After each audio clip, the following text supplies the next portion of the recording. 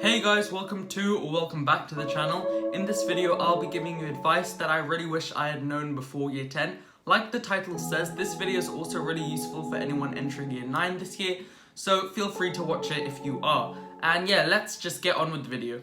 So right off the bat, I have a very important tip for all of you guys, and this is to make flashcards and resources like flashcards early. Instead of making these in year 11, make them in year 10. I guarantee 100% your future self will thank you. You'll waste less time making these in year 10 than you will in year 11, where you really should be doing past papers. One thing I recommend instead of making paper flashcards is using a site and flashcard app called Anki. Not sure if you guys have heard of it, but I recently did a video on it, how to use it and how I use it. So I'll link that in the iCard below or in the description.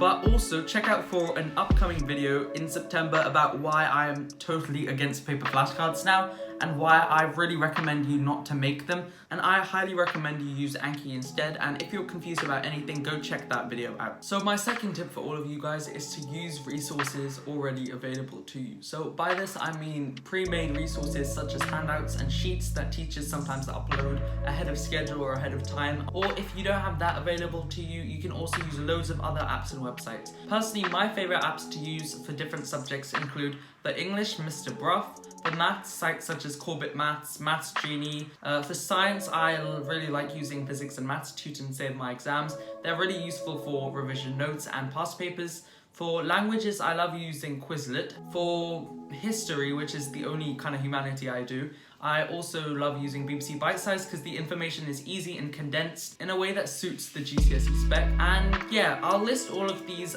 in the description and also around the screen as I say them.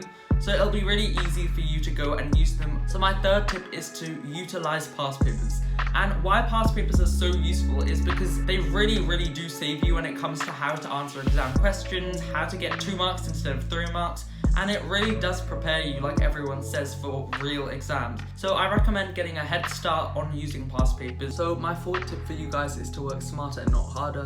Let's say if you're working harder, you spend 3 hours just reading a textbook, and that's 3 hours is a lot, and it's honestly a lot for the start of year 10, and it's really impressive if you can do that. But 3 hours reading a textbook is absolute garbage. You'll forget half of what you memorized or read, and honestly, it's a very bad revision technique that should be thrown out the window. So essentially, with working smarter, you get more done in a concentrated time period. So you put away all distractions.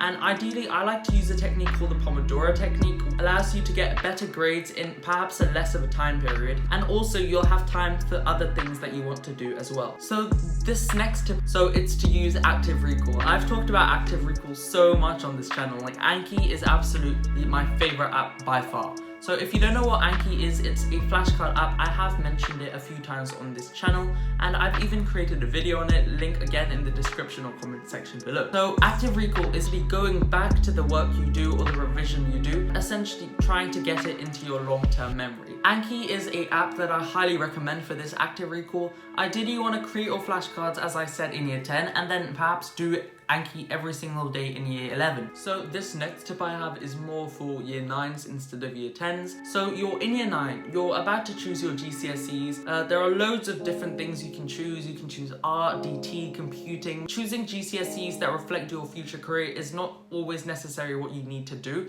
but maybe choose just one. Well, what I mean is if you choose GCSEs you enjoy, you're more likely to do much better in them than choosing GCSEs that your parents picked for you or that your teachers have persuaded you to do. And honestly, you guys should also not pick subjects or be forced to pick subjects that you don't enjoy, because it'll guaranteed be horrible in the long run for you. Choose GCSEs you enjoy, because that will definitely get you better grades in the future. So my 7th tip is to ask for help. And one thing you really should not do is go home not knowing a topic, because that's just a recipe for a mental disaster, breakdown. It's just not fun, so just don't do that. Always try and understand the topic in class, or if that doesn't work, ask to stay behind with the teacher or come back at break time or lunchtime. I know that sounds really dreary, but it is 100% better for your future. I know a lot of people can have classroom anxiety, not really wanting to put up their hand asking for help, or even answering a question sometimes. But yeah, I also had classroom anxiety, I'd say in year 4, 5, 6 and 7, but in year 8 it clicked for me that all of these people that might judge me, and I don't think any of them really judged me for putting up my hand, they won't be around with me for the next maybe 5 or 10 years. So if I ask for help now, it'll be much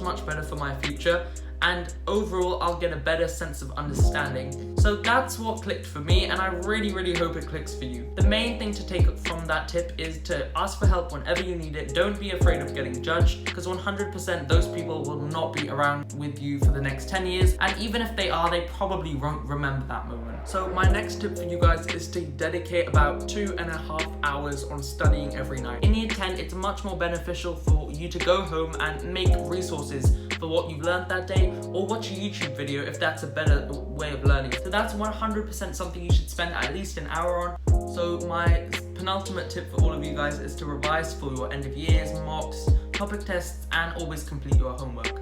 So with the homework thing, you don't want to be told off by the teacher always not doing your homework or getting detentions for not doing your homework, and that's just something that's not good. It won't create a good relationship with you and the teacher. So what I mean by that is all the revision you do for these tests now is ultimately going to help you in the future. And I mentioned the future a lot, but it really will help, because all this topic revision you do now, you'll probably remember parts of it already. You'll understand the topic much easier when you're doing your actual GCSE revision. So that is my 9th tip, and I really hope that's useful. So my last tip for all of you guys is to find something fun to do outside of studying. So this whole kind of video has been about studying and how it's important to do it in year 10. Finding something to do outside of studying can be life-saving.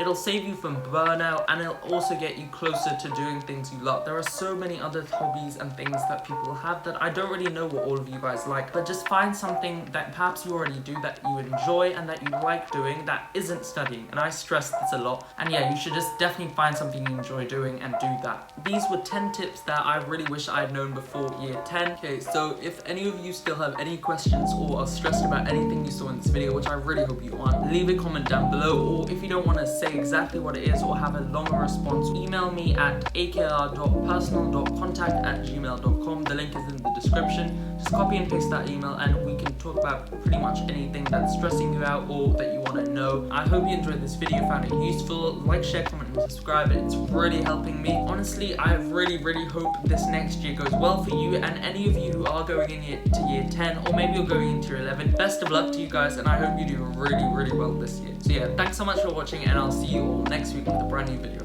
Bye.